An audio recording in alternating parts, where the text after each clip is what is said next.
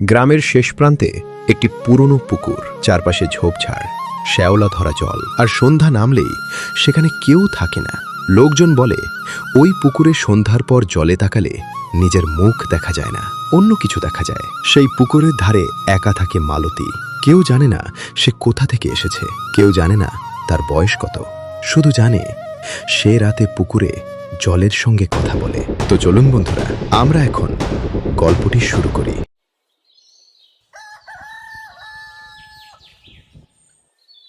এই গ্রামেই আমি জন্মেছি, বড় হয়েছি। ভূত পেত, ডাইনি এসব গুজব কথা আমি মানি না, কিন্তু পুকুর পাড়ে গেলেই বুকটা কেমন যেন চমকে ওঠে। মনে হয় জল আমাকে দেখছে। একদিন সন্ধ্যায় কমলা জল আনতে গিয়েছিল পুকুরে। হঠাৎ দেখে জলের উপর কোনো ঢেউ নেই, তবু জলের উপর একটা ছায়া নড়ছে। কমলা দৌড়ে বাড়ি চলে আসে। ওই পুকুরে কিছু আছে গো, আজ আমি নিজের ছায়া দেখিনি। আমি দেখেছি আমার পিছনে কেউ দাঁড়িয়ে। এই কথায় হরিদাস হেসে উড়িয়ে দেয়। কিন্তু সেদিন রাতেই শুরু হলো এক অদ্ভুত ঘটনা। রাধা ছোট্ট হলেও তার চোখ দুটি ছিল তীক্ষ্ণ। এক রাতে সে পুকুরের ধারে গিয়ে দেখে মালতী জলের সামনে বসে আছে, কিন্তু তার তাকানোটি ছিল জলের দিকে।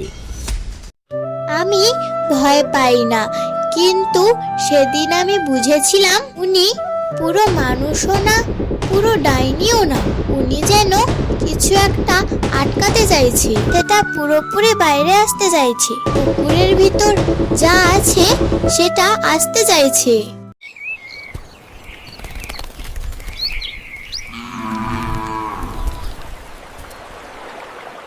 পরের দিন সকালে গ্রামের এক গরু পাওয়া যায় পুকুর পাড়ে, চোখ বন্ধ, কিন্তু শরীরে এক ফোঁটাও ক্ষত নেই। সবাই বলে এটা মালতীর কাজ। তখনই হরিদাস রেগে বলেছিল, না জেনে বুঝে কাউকে দোষ চাপানোটা ঠিক নয়। প্রমাণ ছাড়া কাউকে আমরা ডাইনি বলতে পারি না। কিন্তু সত্যি যদি এই গ্রামে এই পুকুর পাড়ে কিছু থাকে, তাহলেই আমি আজ রাতে গিয়ে দেখব এখানে কি রহস্য থাকতে পারে। সেই রাতে পূর্ণিমার আলো পড়ে পুকুরের জলে। মালতী প্রথমবার হরিদাসের দিকে তাকিয়ে বলে, যাও, ঘুমিয়ে আছি, যদি আসে আমরা গ্রাম ছেড়ে পালাবো। পূর্ণিমার আলোয় আজ পুকুরটা কেমন যেন শান্ত ছিল। হরিদাস হাতে কিছু একটা নিয়ে পুকুরের দিকে রওনা হলো। যেও না গো, বুকটা কাঁপছে আমার। আজ সত্যি কিছু যদি থাকে তাহলে আমার নিজের চোখে দেখে তবেই ফিরবো। এইভাবে ভয় দেখিয়ে মানুষ বাঁচতে পারে না। সত্যি জানতে পারলেই আমাদের ভয় আর থাকবে না। পুকুর পাড়ে দাঁড়িয়ে মালতী, চুলগুলো খোলা, চোখে ক্লান্তি, কিন্তু মুখে কোনো ভয় নেই। মালতী ধীরে ধীরে বলতে থাকে, তুমি এসেছো কারণ পুকুর তোমাকে ডেকেছি। হরিদাস তখন চুপ করে তাকিয়ে দেখে। এক সময় গ্রামে ছিল এক নারী, চন্দ্রা। চন্দ্রা জানতো তন্ত্রমন্ত্র। সে কারোর ক্ষতি করেনি, কিন্তু এক দুর্ভাগ্যের রাতে গ্রাম বাঁচতে তাকে পুকুরে ডুবিয়ে মারা হয়। মরার আগে চন্দ্রা বলেছিল, আমার রক্ত জল ছুঁলেই এই পুকুর একদিন নিজের হিসেব চাইবে। হঠাৎ জলের উপর এক ঢেউ দেখা দিল। পূর্ণিমার আলোয় চিকচিক করতে থাকে। সেই ঢেউয়ের মধ্যে থেকে এক গম্ভীর কণ্ঠ ভেসে উঠে আর বলতে থাকে, আর কতকাল তোমরা এইভাবে আমাকে ঠকাবে? আমি এখানে প্রস্তুত আছি তোমাদের জীবন নেওয়ার জন্য। আমি ছিলাম চন্দ্রার মেয়ে, দেখেছি আমার মাকে জলে ডুবতে ডুবতে আমার নাম ধরে ডাকতে। সেদিন কিন্তু আমি মরিনি, বেঁধে পড়ে গেছিলাম এই পুকুরের সঙ্গে। এই গ্রাম যদি ভুল করে থাকে তার শাস্তি কি আমি একাই পাবো? বলো বলো তুমি, কি করে আমরা এই শাস্তির হাত থেকে উপায় পাবো? বলো তুমি আমাদের।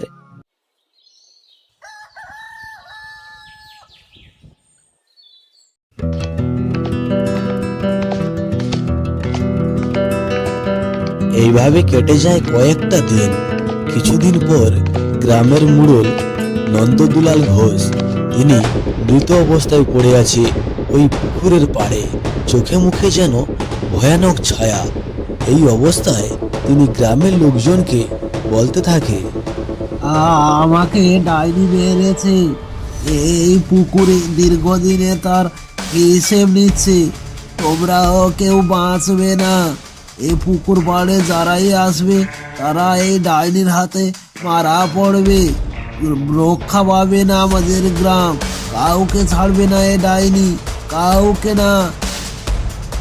আর লুকিয়ে লাভ নেই, যে পাপ এই গ্রাম করেছে তার বোঝা আজ আমাদের সবাইকে টানছে।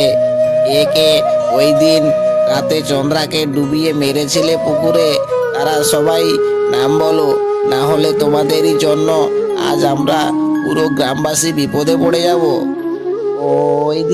ওই দিন পুকুর পাড়ে ডাইনি আমাকে খুব শাসিয়েছে, বলেছে পুরো গ্রামকে জলে ডুবে মারবে। তোমরা সবাই সতর্ক হয়ে থাকো। আমি ছিলাম ওইখানে, কিন্তু এখন আমি বুঝেছি খুব ভুল করেছি। আমাদের এই কজনের ভুলের জন্য সারা গ্রামকে শাস্তি পেতে হচ্ছে। এখন আমি চাই সবাই মিলে গিয়ে ওই ডাইনির পাশে আগতে মিনতি করে আমাদের প্রাণ ভিক্ষা। তোমরা কি বলছো? হ্যাঁ হ্যাঁ, তুমি ঠিকই বলেছো। আমরা সবাই ওই পুকুর পাড়ে গিয়ে ডাইনিকে ক্ষমা স্বীকার চাইতে হবে। ও যদি আমাদের ক্ষমা করে তাহলে আমরা সবাই মিলে বাঁচতে পারবো। আমরা এই গ্রামে সবাই শান্তিতে থাকতে পারবো। এছাড়া আমাদের আর কোনো উপায় নেই। আমাদের গ্রামবাসীকে এইভাবে বাঁচাতে হবে। এই ডাইনির হাত থেকে যে কোনো উপায়ে আমরা থাকতে চাই। এইভাবে আমরা ছেড়ে চলে যেতে পারি না। এই ডাইনিকে আমরা যে কোনো উপায়ে তাড়াতে হবে। এরপর প্রত্যেকটি গ্রামবাসী সবাই মিলে ওই পুকুর পাড়ে হাজির হয়।